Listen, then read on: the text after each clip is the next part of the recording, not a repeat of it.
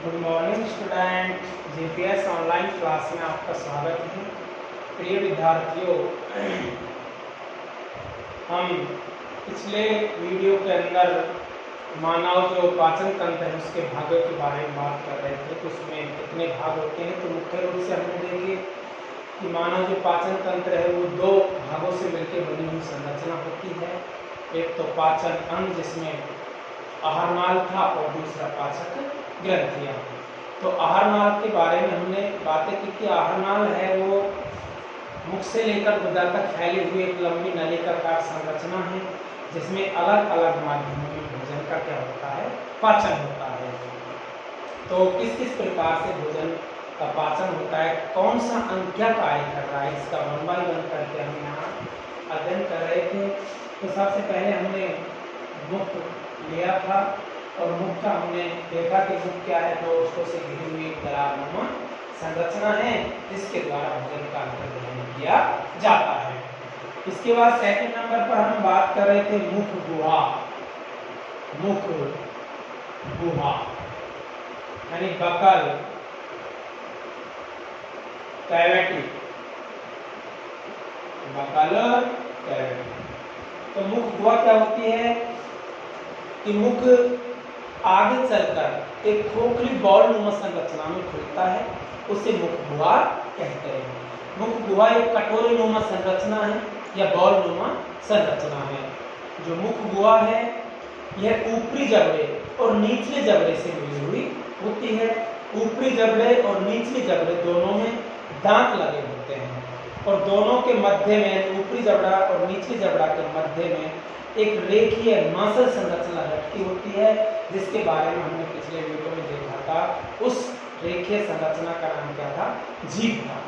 तो जीभ है वो क्या कार्य करती है, इसमें स्वाद कलिकाएं होती हैं जो स्वाद का हमको ज्ञान कराती है।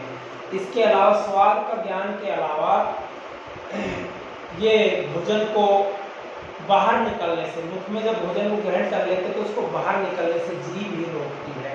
और जो जीभ है ये हमारी प्राकृतिक ब्रूस के रूप में कार्य करती है। किसके रूप में कार्य करती है, प्राकृतिक ब्रूस के रूप में। यानी अगर हमारे दांतों में कोई तिनका फंसा रह जाए तो जीभ जब तक वो तिनका निकल न जाए तब तक बार बार वहीं जाकर उस पर अटैक करेगी और उस तिनके को वहां से निकाल देगी। इसलिए कहते हैं कि जो जीभ है वो एक प्राकृतिक ब्रूस के तौर पर कार्य करती है। तो मुख गुहा क्या है, यह है यानी मुख आगे चलकर एक खोखली कटोरे नुमा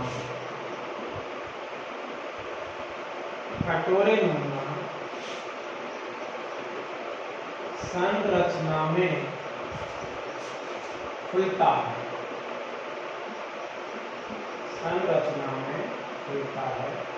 जिसे मुख गुहा कहते हैं। मुख गुहा कहते हैं। यह दोनों जबड़ों से घिरा हुआ होता है, ऊपरी जबड़ा और निचली जबड़ा।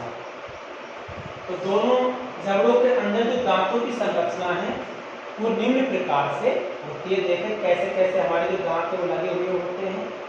तो यहाँ देखें जो मनुष्य में दांत है, टोटल दांत 32 होते हैं। ये जो दांत है कार्य के आधार पर इनको डिवाइड किया गया है।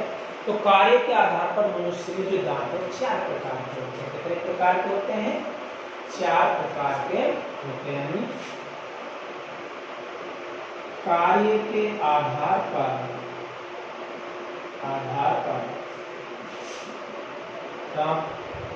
दांतों के प्रकार,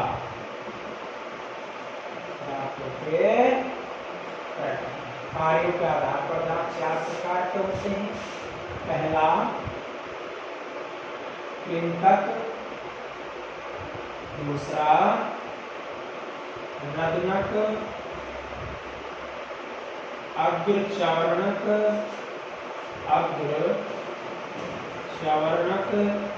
और चौथा सवर्ण। यानी इंसाइजर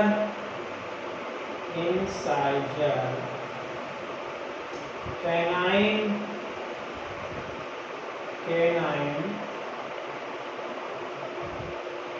प्रीमोलर और मोलर। तो कार्य के आधार पर ये जो दांत है कितने प्रकार के हैं? 4 प्रकार के। कैनाइन यानी इंसाइजर, आई, सी, टीएम और एन, ऐसे हम इनको लिख सकते हैं। तो मनुष्य का जो दंत सूत्र है वो बच्चों निम्न होता है: आई बटे आई, सी बटे सी, पीएम बटे पीएम और एन बटे एन। यानी यहाँ इंसाइडर दांतों की संख्या 2 बटे 2, 1 बटे 1 और 2 बटे 2 और 3 बटे 3 इंटू 2। ठीक है, यह मनुष्य का दंत सूत्र है। किसका सूत्र है? यह है मनुष्य का दंत सूत्र। यह प्रिय विद्यार्थियों मनुष्य का दंत सूत्र है। तो मनुष्य में कार्य के आधार पर दांत 4 प्रकार के: इंसाइजर, कैनाइन, प्रीमोलर और मोलर। इंसाइजर जो दांत हैं वो होते हैं बच्चों ऊपरी जबड़े में। ये एक जबड़े का फॉर्मूला है हमारा। अगर इसको मैं 2 से मल्टीप्लाई कर देता हूँ, गुना कर देता हूँ, तो दोनों जबड़ों में दांतों की संख्या आ जाएगी। तो यहाँ ऊपरी जबड़े में जो कैनाइन दांत है वो कितने होते हैं?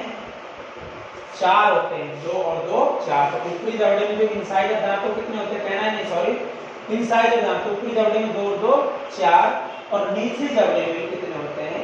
4। ऊपरी जबड़े में कैनाइन दांतों की संख्या 1 है 2, निचले जबड़े में भी 2 होती है। ऊपरी जबड़े में प्रीमोलर दांतों की संख्या 2 2 4 और निचले जबड़े में भी 4 होती है। और ऊपरी जबड़े में मोलर दांतों की संख्या 3 दूनी 6 और निचले जबड़े में भी 6 होती है। टोटल दांत कितने हो गए? ये 16 हो गए। और 16 इंटू 2 बराबर 32। तो मनुष्य के जबड़े में कुल दांतों की संख्या कितनी होती है? 32 होती है। ये सामने के जो दांत होते हैं 4, ये वाले, ये 4 दांत हैं। ये कौन से दांत होते हैं? इंसाइडर होते हैं। ये इसके बाद वाले 4 ऊपर छोड़ो, 4 नीचे छोड़ो, फिर 2 2 कैनाइन होते हैं। फिर उनको छोड़ के इससे अगले वाले 4 4 दांत ऊपर 4 नीचे प्रीमोलर। फिर इनको छोड़ के लास्ट वाले 6 ऊपर 6 नीचे, ये कौन से होते हैं? मोलर होते हैं। तो यहाँ इनका क्या कार्य है ये देखें। जो कृंतक दांत है, ये वाले दांत, ये हमारा सूत्र हो गया।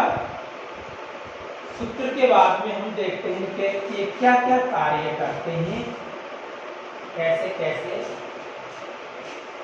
तो जो कृंतक दांत यानी इंसाइडर जो दांत हैं, ये इंसाइडर दांत भोजन को कुतरने का कार्य करते हैं। ये भोजन को काटने या कुतरने का कार्य करते हैं। कुतरने का कार्य करते हैं। ठीक है, ये भोजन को काटने या कुतरने का कार्य करते हैं। यानी इन दांतों से, इंसाइडर दांतों से भोजन को काटा जाता है या कुतरा जाता है। इनकी संख्या कितनी होती है?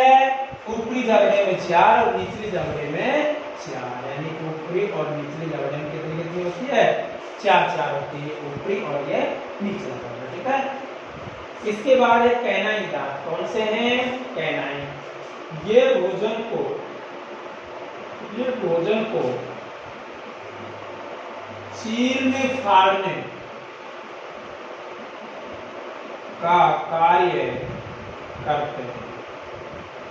ये क्या कार्य करते हैं बच्चों? भोजन को चीरने फाड़ने का कार्य करते हैं। ठीक है, इनकी संख्या कितनी होती है? ऊपरी जबड़े में 2 और निचले जबड़े में 2 होती है। 2 2 होती है, ऊपरी जबड़े में भी 2, निचले में भी 2 होती है। ठीक है, यानी यहां मैं लिख देता हूं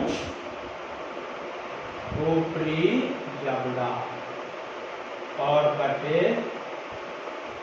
निचला जबड़ा। ठीक है, ऊपरी जबड़े सब में ऊपरी और निचले जबड़े में दांतों की संख्या टोटल कितनी होती है ये हमने यहाँ दर्शाई है। इसके बाद हम बात करते हैं अग्र चवर्णक और चवर्णक की। ये जो दोनों दांत हैं ये भोजन को पीसने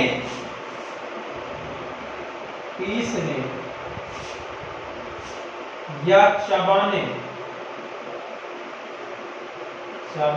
का कार्य करते हैं। ठीक है, और इनकी संख्या कितनी होती है? ऊपरी जबड़े में 4 और निचली जबड़े में 4 होती है। कौन से दांतों की?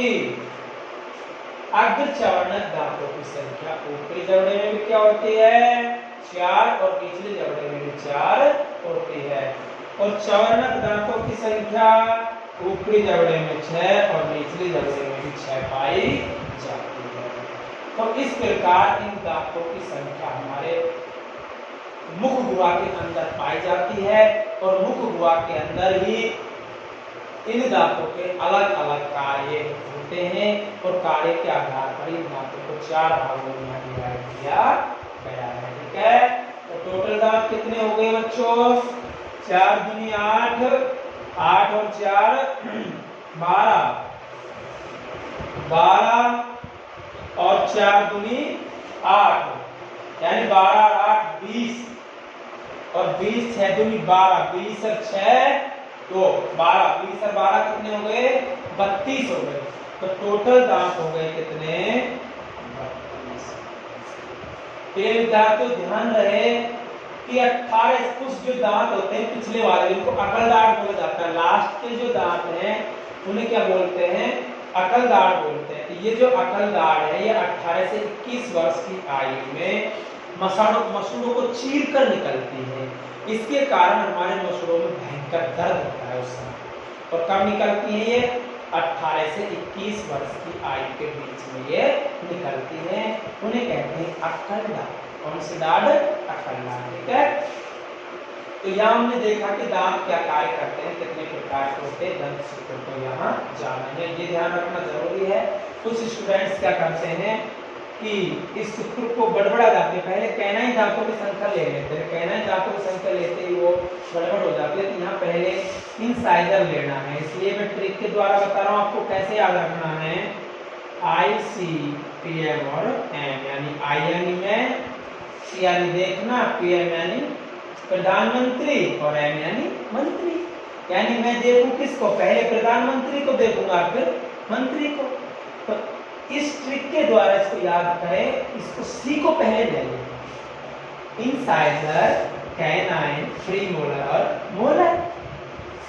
तो ये जो ट्रिक है इसके द्वारा आप इनको क्रम से याद रखें, क्योंकि जैसे ये ट्रिक में आप C को आगे ले आओगे, I को पीछे ले जाओगे, तो यहाँ आप दांतों की संख्या कर दोगे फिर 2/2 और 1/1, जो आपका क्या हो जाएगा? फिर गलत हो जाएगा, आप 0 अंक के हकदार हो जाओगे। तो इसको आपको क्रम से ही चलना है, इंसाइडर, कैनाइन, प्रीमोलर और मोलर। नेक्स्ट हम बात करते हैं दांतों के आधार पर, ये प्रकार हो गए हमारे, कार्य के आधार पर दांत 4 प्रकार के हो गए। इसके अलावा जो हमारा मुख गुहा है, मुख गुहा में दांतों के अलावा जीभ भी होती है, उसको हमने पिछले वीडियो में देख लिया था। लेकिन ये दांतों के बारे में कुछ और शब्दावली हम देखते हैं। गर्ददंती, गर्ददंती, ये क्या होता है? मनुष्य के दांत, मनुष्य के दांत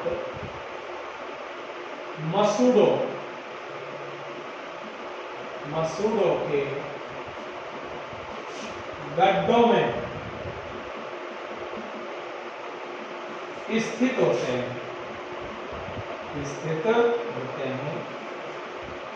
इस प्रकार की व्यवस्था, इस प्रकार की व्यवस्था गर्भदंती कहलाती है। क्या कहलाती है? गर्भदंती कहलाती है। यानी मनुष्य के दांत किसमें होते हैं? मसूड़ों के गड्ढे में स्थित होते हैं। और इसके विपरीत अगर हम देखें तो रेप्टाइल्स वर्ग का जो प्राणी है, रेप्टाइल्स वर्ग के प्राणियों के अंदर जैसे सर्प है, इनके अंदर जो दांत हैं वो मसूड़ों के गड्ढे में स्थित नहीं होते, बल्कि वो ऊपर स्थित होते हैं, सतह पर, किनारे पर। जैसे ये तो इसके किनारे पर ये लगे होते हैं। और इस प्रकार की अगर कोई व्यवस्था है तो वो कहलाएगा जो शिखर दंती। शिखर दंती, ठीक है। तो शिखर दंती है इसमें, रेप्टाइल्स में। गर्भदंती व्यवस्था किसमें?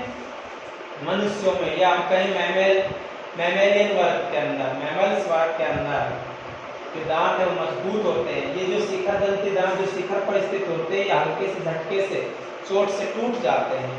तो इन दोनों में ये फर्क होता है। इसके अलावा जो मनुष्य है उसके जीवन काल में 2 बार दांत आते हैं। कितनी बार दांत आते हैं? 2 बार। तो इस अवस्था को कहेंगे द्विबार दंती। क्या कहेंगे? द्विबार दंती। ये द्विबार दंती क्या होता है? मनुष्य अपने जीवन काल में, मनुष्य अपने जीवन काल में 2 बार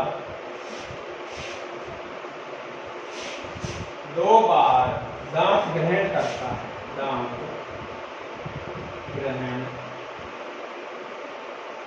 करता है।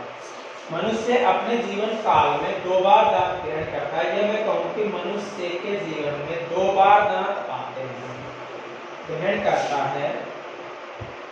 पहली बार दूध के दांत,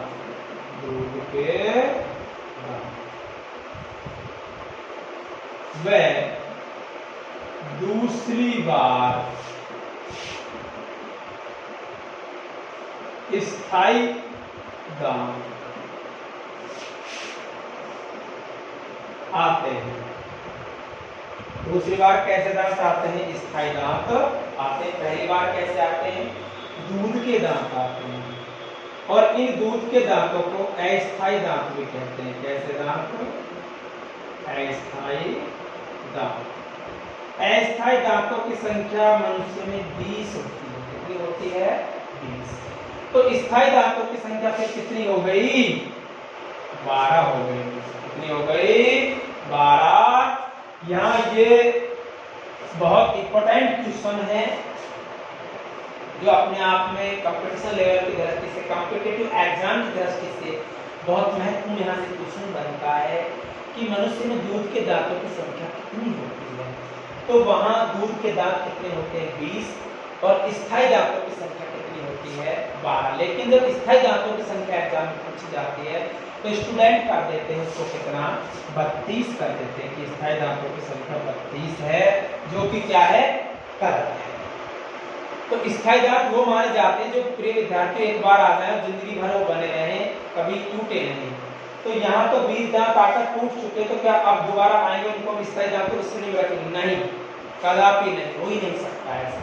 तो स्थायी दांतों की संख्या कितनी होती है? 12 होती है, 12 होती है। तो यहाँ इस प्रकार के जो चीजें हैं उनको आप यहाँ ध्यान रखें, ठीक है। तो यह अवस्था कहलाती है द्विबार दंती, यानी जीवन में 2 बार दांत आना ही द्विबार दंती अवस्था कहलाता है। इसके अलावा जो हमारी जीभ होती है वो मैंने बताया किससे लटकी हुई होती है? फ्रेनुलम लिंगुअल नामक संरचना द्वारा लगी हुई होती है, ठीक है। इसके बाद हम नेक्स्ट पार्ट की बात करते हैं प्रिय साथियों। मुख गुहा के बाद तीसरे नंबर पर जो अंग आता है वो है ग्रहसी। क्या है? ग्रहसी। तो यहाँ देखें ग्रहस्नी, थर्ड नंबर पर क्या है, ग्रहस्नी।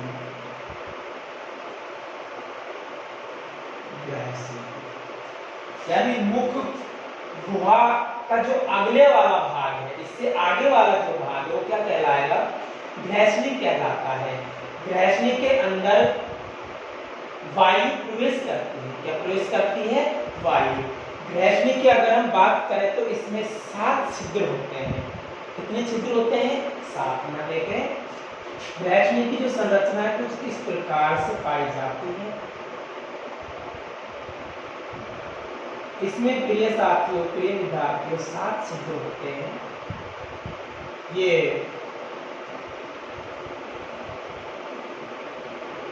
7 छिद्र कैसे कैसे होते हैं, 2, 4, 5 और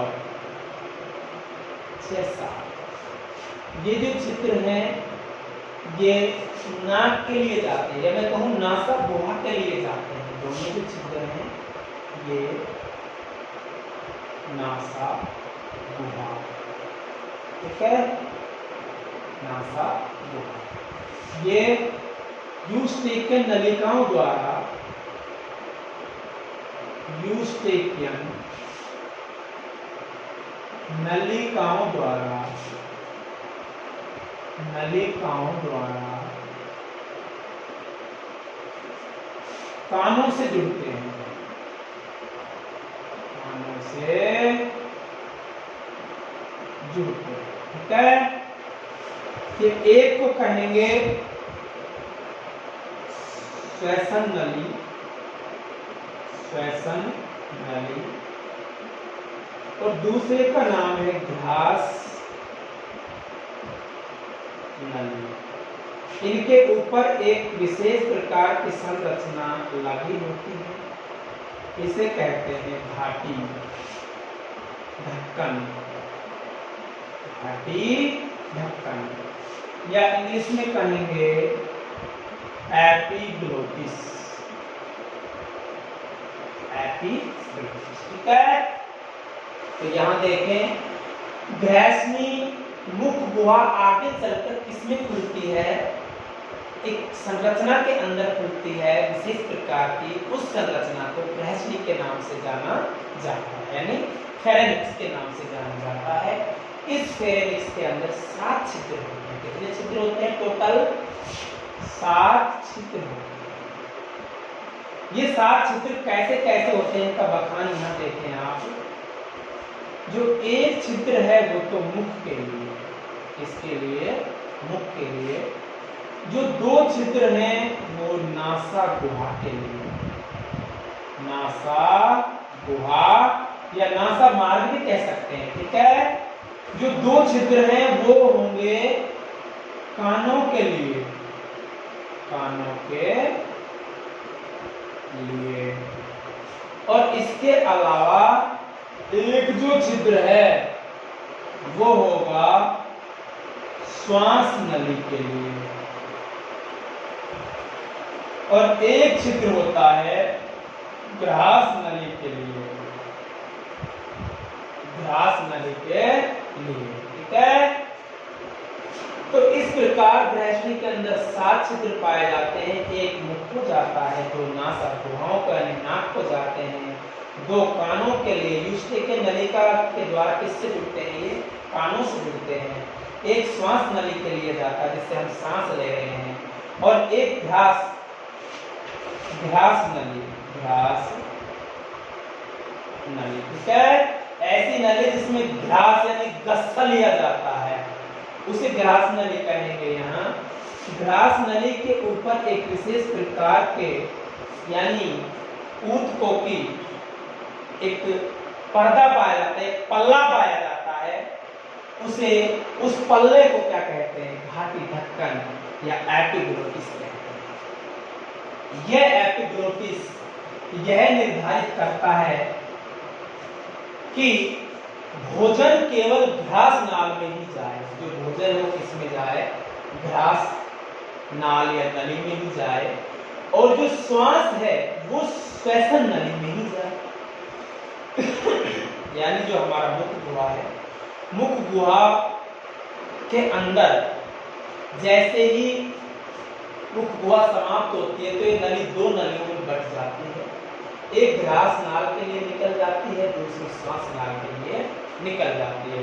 जब हम भोजन करते हैं तो भोजन करते समय ये जो पल्ला है ये क्या करता है, श्वास नली को ढक देता है, श्वास नली को ढक देता है ताकि जो दस्ता है, जो लुगदी है भोजन की, वो लुगदी किसमें चली जाए, ग्रास नली में चली जाए, श्वास नली में जाए। अगर लुगदी श्वास नली में चली गई तो लुगदी के श्वास नली में जाते ही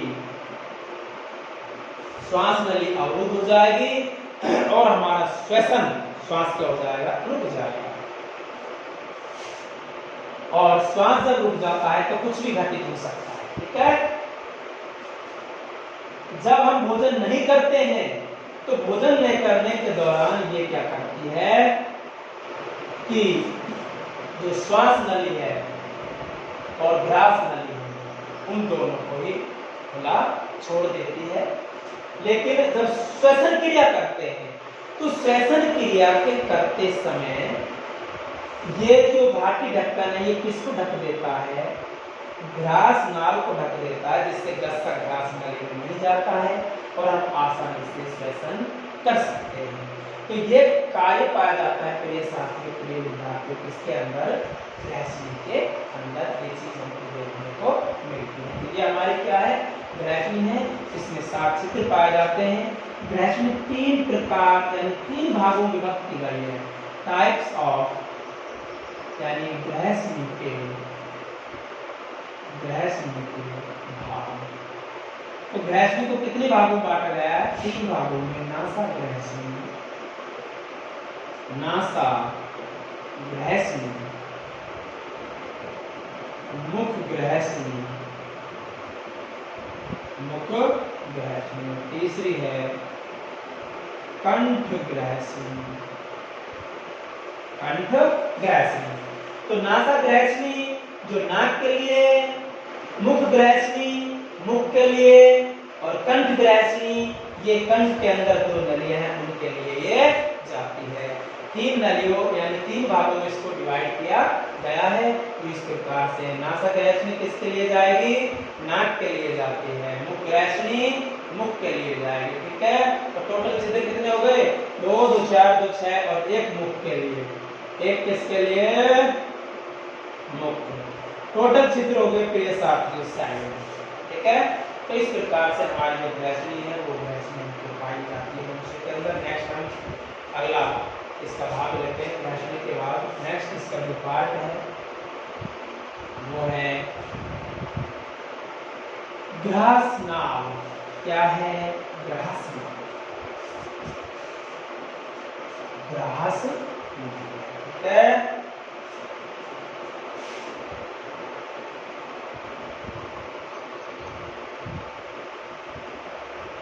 ग्रासनाल। तो ग्रहस्नी आगे चलकर एक नली समान संरचना के अंदर खुलती है।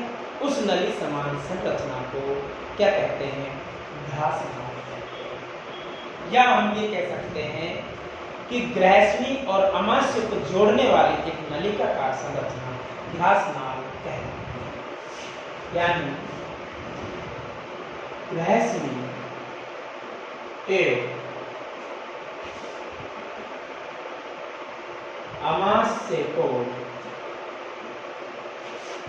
जोड़ने वाली नलिकाकार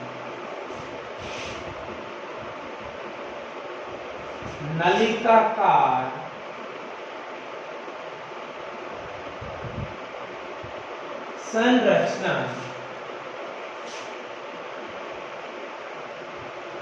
ग्रासनाल कहलाती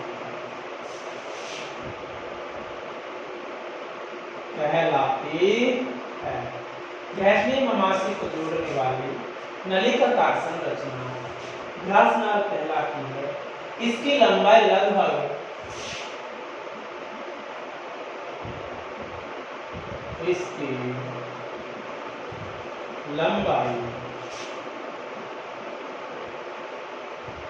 लगभग 22 से 25 सेंटीमीटर होती है।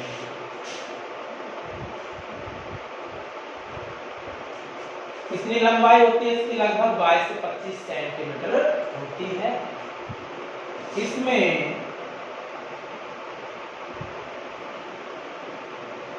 इसमें या इसकी दीवारों में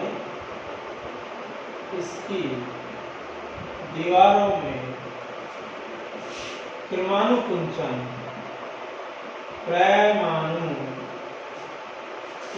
गति पाई जाती है।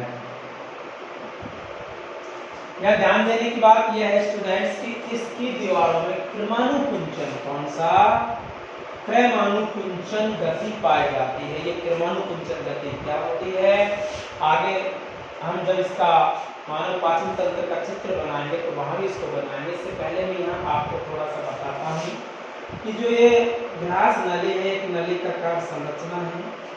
जैसे ही भोजन मुख गुहा से ग्रास नली में प्रवेश करता है तो एक लुगदी बन जाती है भोजन की। क्या बन जाती है? इसे कहते हैं लुगदी। लुगदी बोले तो लुगदी वह संरचना है जो लार में सनी हुई है।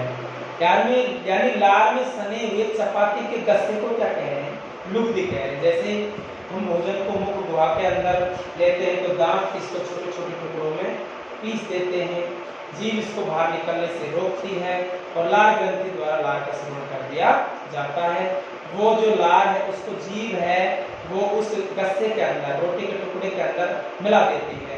अब जो भोजन है वो एक ठोस बॉलनुमा संरचना में बदल जाता है। ठोस बॉलनुमा संरचना, बॉलनुमा संरचना में बदल जाता है और उस ठोस बॉलनुमा संरचना को क्या कहते हैं? लुगदी कहते हैं। क्या कहते हैं? लुगदी कहते हैं। ठीक है, तो ये लुगदी बन गई। अब इस श्वास नली है, ये हमारी क्या है? वो श्वास नली, ग्रास नली। ग्रास नली, ये जो ग्रास नली है, ग्रास नली में परमाणु कुंचन गति से तात्पर्य कि ये यहाँ से पिचकती है और पिचकती है, ये गस्सा है या लुगदी है, ये नीचे खिसक जाती है, फिर वहां से ये फूल जाती है, फिर थोड़ा नीचे से खिसकती है तो गस्सा और नीचे खिसक जाता है, फिर वहां से ये फूलती है और थोड़ा नीचे से खिसक जाती है, फिर गस्सा नीचे की ओर खिसक जाता है। इस प्रकार जो गस्सा है अंत में, यानी ये हमारा कार्डियक स्फिंक्टर है, कार्डियक स्फिंक्टर। इस कार्डियक स्फिंक्टर के द्वारा ये जो गस्सा है ये आमाशय के यानी कार्डियक भाग में, इसके 3 भाग होते हैं, आगे पढ़ेंगे इसको डायग्राम में, कार्डियक, खंडक और पाइलोरिक। तो ये जो गस्सा है किसमें जा गिरता है? आगे, यानी जो आमाशय का कार्डियक भाग है उसमें जाकर ये गिर जाता है। इसके कारण परमाणु कुंचन गति के कारण। तो ग्रास नली क्या है? यह ग्रैचुली और आमाशय को जोड़ने वाली नली का कार्य संरचना है जिसका आकार लगभग 22 से 25 सेंटीमीटर होता है। इसमें परमाणु कुंचन गतियां पाई जाती हैं जो भोजन या लुगदी को आगे बढ़ाने में सहायक होती है। ठीक है, इसके बाद हम नेक्स्ट स्ट्रक्चर की बात करते हैं। एक बार आप सभी जो विद्यार्थी हैं डायग्राम को देख लें, फिर हम आगे और इसका 1 बाय 1 स्टडी करते जाएंगे। एक बार इसका डायग्राम अच्छे से देख ले ताकि बार बार यहाँ उनको डायग्राम बनाने की आवश्यकता नहीं पड़ेगी। ठीक है, तो यहाँ देखिए पाचन तंत्र की संरचना। तो पाचन तंत्र की संरचना किस प्रकार से होती है? यानी जो हमारा पाचन तंत्र है,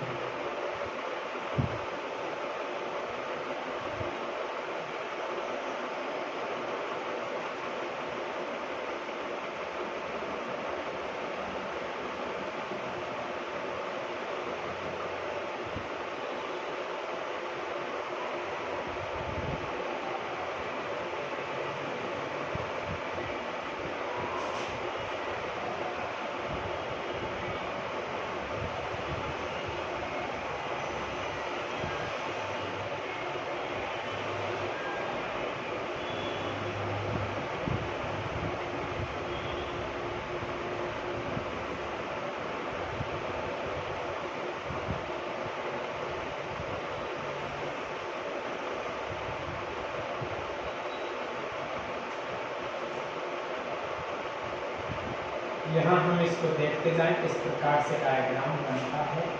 आप भी ठीक इसी प्रकार हमारे साथ साथ इसको यहाँ बना लें। साइंस के अंदर डायग्राम एक मुख्य भूमिका अदा करता है। ये यहाँ से जो हमारी लार्ज इंटेस्टाइन है, जिसको हम बड़ी आंत बोल रहे हैं, ये आंत यहाँ से निकलती है इस प्रकार से, यानी एक घुमावदार संरचना के रूप में यहाँ से बड़ी आंत निकलती है। यहाँ ये एक सिग्मॉइड वक्र बनाती है। ऐसा वक्र बनाती है, सिग्मॉइड वक्र बनाती है। इसको गुदा को ठीक हमको जो हमारी अभ्यास नाल है उसके मध्य पार्ट के अंदर ही यहाँ खोलना है। इसके बाद हम देखते हैं कि आमाशय 3 पार्ट में बटा हुआ है। यहाँ ये हमारा मुख है, मुख से ये नलियाँ आ रही हैं और ये हमारी ऊपर क्या है, नोज है। मुख के बाद जो नोज है, नोज से एक नली आ रही है, 2 नलियों में ये बन रहा है। 2 नलियों के बाद हम क्या करते हैं, ये संरचना यहाँ जो एक जोड़ने वाली संरचना है, जिसको हमने कंठ के नाम से जानते हैं। नेक्स्ट स्ट्रक्चर हम यहाँ देखते हैं कि इससे एक पत्ती नुमा संरचना जुड़ी हुई है और इस पत्ती नुमा संरचना को क्या कहेंगे हम, अग्नाशय ग्रंथि कहते हैं। ठीक है, ये अग्नाशय ग्रंथि और यकृत ग्रंथि दोनों के कॉमन डक्ट द्वारा, एक कॉमन नली द्वारा खुलती है। ये हमारा यकृत हो गया और यकृत से इस प्रकार से जो नलियाँ हैं ये हमारा फीका से जुड़ा। ठीक है, इसके बाद इस पार्ट को हम इस प्रकार से आगे बढ़ाते हैं और इस पार्ट को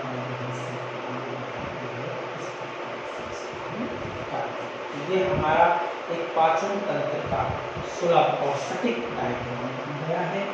और इसमें हम देखते हैं कौन कौन से पार्ट हमारे कैसे कैसे कार्य करते हैं। ये जो पार्ट है कैसे कैसे कार्य, इसमें ये मुख हो गया, ये मुख गुहा, मुख गुहा, ये नासिका। ठीक है, नासिका के बाद ये ग्रहस्नी, ग्रासनाल, ग्रासनाल। इसके बाद में ये आमाशय, आमाशय, ये छोटी आंत, ये क्या है, छोटी आंत है, ये बड़ी आंत है।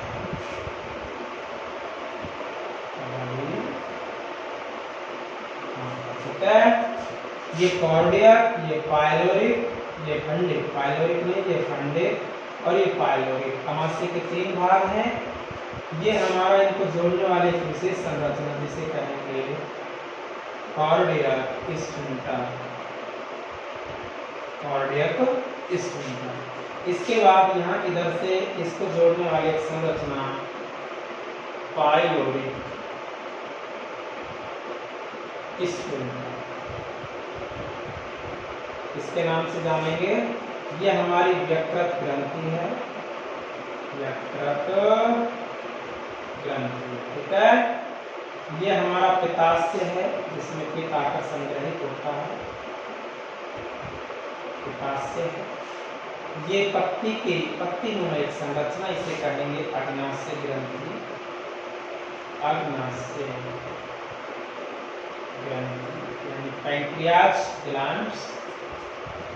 ये छोटी आंत का अंतिम फूला हुआ भाग जिसे सैकुलस रोटेंडस, सैकुलस रोटेंडस कहते हैं। यह है हमारा कृमि रूपी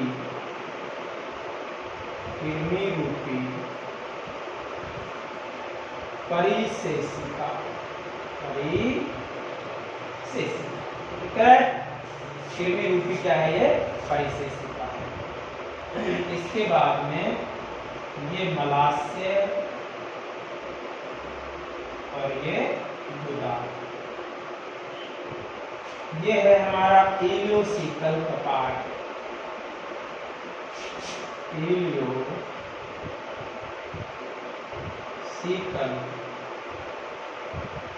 कपाट, इलियोसिकल कपाट, ठीक है। ये हमारे हो गए पेड़ विद्यार्थी, यहाँ हमारे लार ग्रंथि, लार ग्रंथि, ठीक है। तो ये मनुष्य में आहार नाल का स्ट्रक्चर है। आहार नाल के विभिन्न भाग होते हैं। सबसे पहले ये जो समस्त स्ट्रक्चर है इसे पाचन तंत्र, पाचन तंत्र के अंदर आहार नाल एक विशेष इसका क्या है? भाग है। और वो जो विशेष भाग है वो मुख से लेकर गुदा तक फैली हुई एक लंबी नलिकाकार क्या है? संरचना है। आहार नाल में मुख से लेकर कहाँ तक फैली हुई है? गुदा तक फैली हुई है और एक लंबी नलिकाकार क्या है? संरचना है। तो इसके विभिन्न भाग हमने मुख पढ़ लिया, मुख गुहा, मुख गुहा के बारे में हमने जान लिया। इसके बाद में थर्ड नंबर पे हमने ग्रहणी के बारे में जाना कि इसमें साइड से होते हैं। इसके बाद हमने घास नाल के बारे में भी पढ़ लिया है, ठीक है। फोर्थ नंबर पर फर्स्ट, सेकंड, थर्ड, फोर्थ। इसके बाद यहाँ नेक्स्ट जो स्ट्रक्चर आती है वो आती है बच्चों फिफ्थ नंबर पर अमाशय। कौन सी स्ट्रक्चर आती है? अमाशय आता है। ये अमाशय का अगला जो भाग है तो नलिका रूपी संरचना है वो छोटी आंत के नाम से जाना जाता है। छोटी आंत से जो टच भाग है वो बड़ी आंत के नाम से जाना जाता है। तो इनका हम 1 बाय 1 करके यहाँ क्या करेंगे? अध्ययन करेंगे, स्टडी करेंगे। लेकिन आज केवल इतना ही। नेक्स्ट वीडियो में हम देखते हैं इसके अगले भागों के वर्णन के बारे में। जहाँ आप इसका एक बार स्क्रीनशॉट ले लें और बार बार इसको अपनी जो कॉपी है उसमें डायग्राम को बार बार प्रैक्टिस करें। तो ऐसा करने से आपके डायग्राम स्थायी मेमोरी में चला जाएगा। तो प्रिय साथियों, लाइक करें, शेयर करें और सब्सक्राइब करें। और अपने जो साथी हैं जो वंचित है पढ़ाई से, उनको भी अधिक से अधिक शेयर करके और पढ़ाई का उचित लाभ दें। Thank you.